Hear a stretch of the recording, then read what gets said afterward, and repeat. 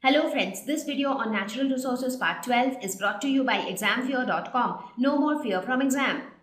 Now let's look at the steps that we can take to control water pollution. So first thing is proper sewage disposal only after sewage treatment. This is very important. So in your senior classes you will learn about the detailed sewage treatment, which involves a primary treatment and a secondary treatment, where the more toxic the sewage which contains very toxic substances gets converted into less toxic substances, and then that less toxic form of sewage is disposed into the water bodies. So therefore it will not pollute the water that much.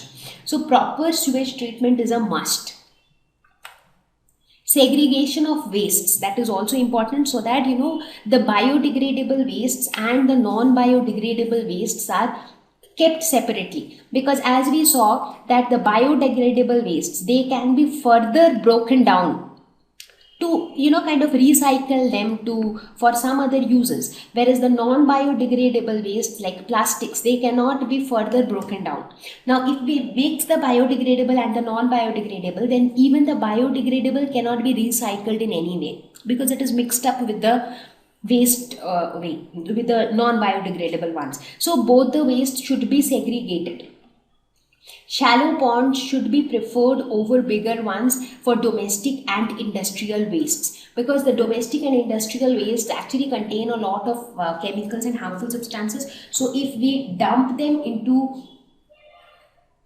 because the shallow ponds are the old ponds, and therefore what happens is they are not very deep, so therefore the amount of aquatic life that they contain is also lesser than that of the deeper ponds. So the shallow pond should be given more preference for disposing wastes than the deep ponds.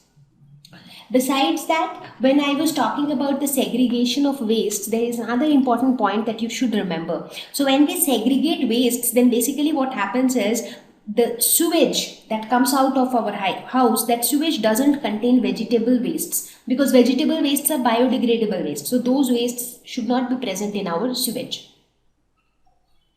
Avoid the use of fertilizer before rain, because if you use excess of fertilizers and then it is followed by rain, then the rain would wash away all these fertilizers and pollute the nearby water body.